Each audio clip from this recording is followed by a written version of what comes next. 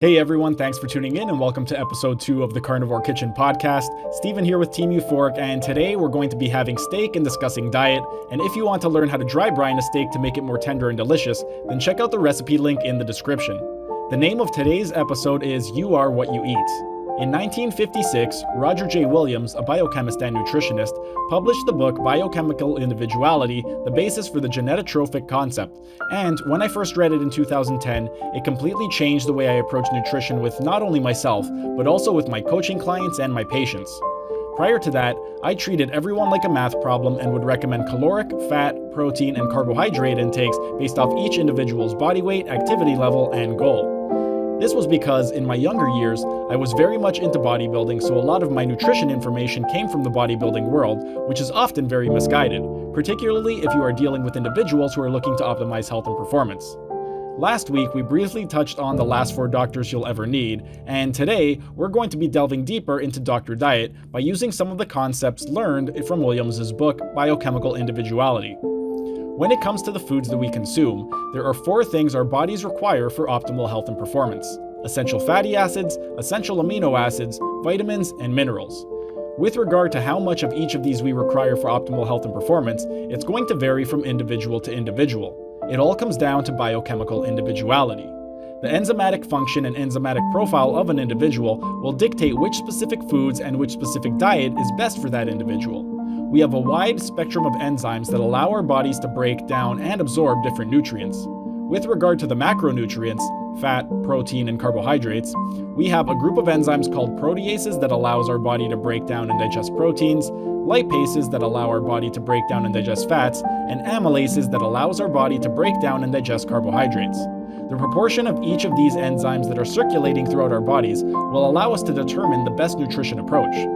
If an individual has a large proportion of lipases, a moderate amount of proteases, and a small amount of amylases, then something like the keto diet would work wonders for that individual. To contrast that, if an individual has a large proportion of amylases, a moderate amount of proteases, and a small amount of lipases, then that same keto diet that worked wonders for the first individual can be disastrous for the second individual, and they might thrive on something like a vegetarian diet instead. If you would like to know which type of diet would be the best for you, and you don't want to spend money on various blood tests, then the best way to figure it out is going to be through experimentation. If you've never consciously thought about what type of diet you thrive on, then try experimenting with various ratios of the different macronutrients for 1 month at a time, and keeping a food journal and performance log to see how you felt and performed on each of those diets. You can try something like this. Month 1, 80% fat, 20% protein, 0% carbohydrate. Month 2, 60% fat, 35% protein, 5% carbohydrate. Month 3, 60% fat, 20% protein, 20% carbohydrate. Month 4, 40% fat, 40% protein, 20% carbohydrate. Month 5, 40% fat, 30% protein, 30% carbohydrate. And month 6, 30% fat, 30% protein, and 40% carbohydrate.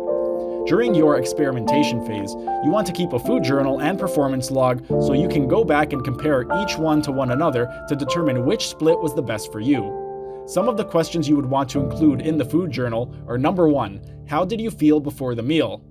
2, how did you feel immediately after the meal? And 3, how did you feel 2 hours after consuming the meal? If you're normally bloated, did you find that you were more bloated or less bloated after the meal than usual, or was it about the same? If you find that you have a lot of gas or belch a lot throughout the day, has that increased, decreased, or stayed the same? How about your joints? If you suffer from joint pain, has that gotten better, worse, or stayed the same? Whatever the symptoms are that you are currently experiencing that you would like to get rid of, keep track of those in your food journal, and if you find that after the first month all of your symptoms have gone, then you can quit the experiment and stick to what's working for you. There's no need to experiment with all of the different ratios if you found the right one during your first month. Just keep doing what's working, and if things eventually stop working, then you can go back to the experimentation phase by slightly modifying your diet. If your goal is to improve your performance, then also keep a performance log and pay attention to the metrics that are important to you. There are 8 biomotor abilities that are required to some degree for all athletic performance. Those 8 biomotor abilities are speed, strength, power, endurance, flexibility, agility, coordination, and balance. Which aspect of your performance are you looking to improve? If you're a sprinter and speed is important to you, then do you find that certain foods slow you down? If you're a marathoner and endurance is important to you, then do you find that certain foods zap your energy?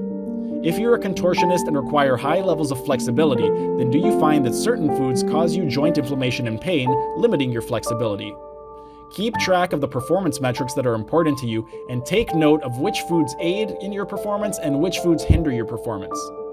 Regardless of which diet suits you best, you want to make sure you're including nutrient-dense foods into your diet, and the most nutrient-dense foods are going to be foods that contain the highest proportion of the essential nutrients that our bodies require for optimal health and performance: essential fatty acids, essential amino acids, vitamins, and minerals.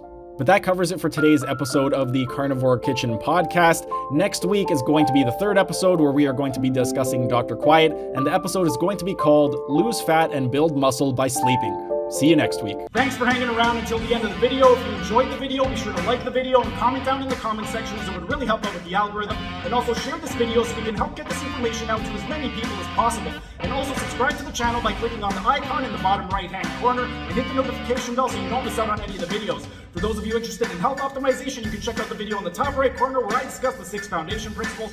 And for those of you interested in optimizing your performance, then consider becoming a member. It's only $5 per month, and you get a ton of perks, including exclusive access to this program design lecture series playlist above my head.